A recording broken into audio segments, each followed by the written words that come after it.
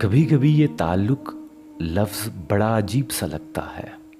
خوشی کے قید خانے میں ہم کسی سے محبت کا دعویٰ تو کر لیتے ہیں، لیکن ضرورت کی حد تک۔ اور دو ضرورت مند جب آپس میں تعلق بناتے ہیں تو شروع میں بہت خوش ہوتے ہیں، کیونکہ دونوں دل ہی دل میں سوچ رہے ہوتے ہیں کہ یہ وہی ہے جس کا میں آج تک انتظار کرتی یا کرتا آیا ہوں۔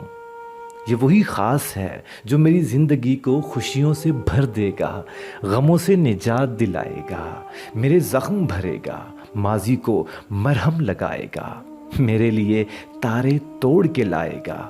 میں روؤں تو مجھے ہنسائے گا، میں روٹھوں تو مجھے منائے گا، مرتے دم تک میرا ساتھ نبھائے گا۔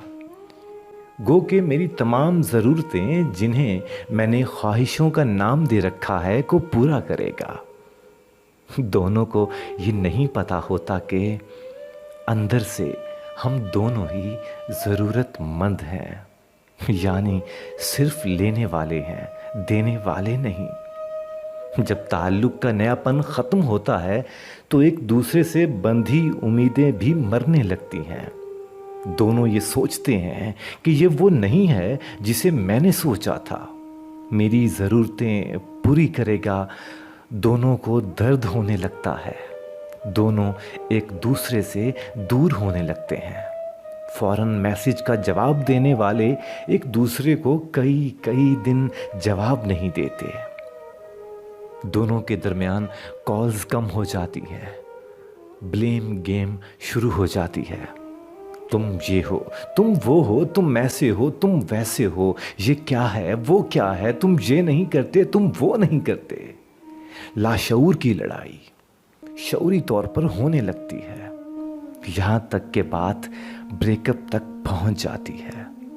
جو ہاتھ میں ہو اسے چھوڑنے سے پہلے کسی نئے کی تلاش شروع ہو جاتی ہے۔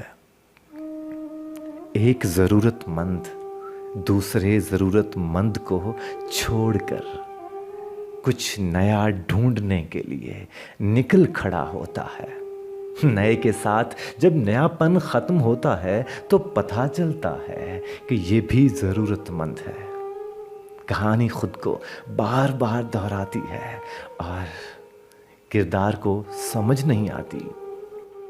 کہانی تب ختم ہوگی، زندگی خوشیوں سے، محبت سے تب بھرے گی جب یہ سمجھ آ جائے گی کہ لینے والوں کو دینے والے کم ہی ملتے ہیں، مگر دینے والوں پر دنیا ٹوٹ پڑتی ہے۔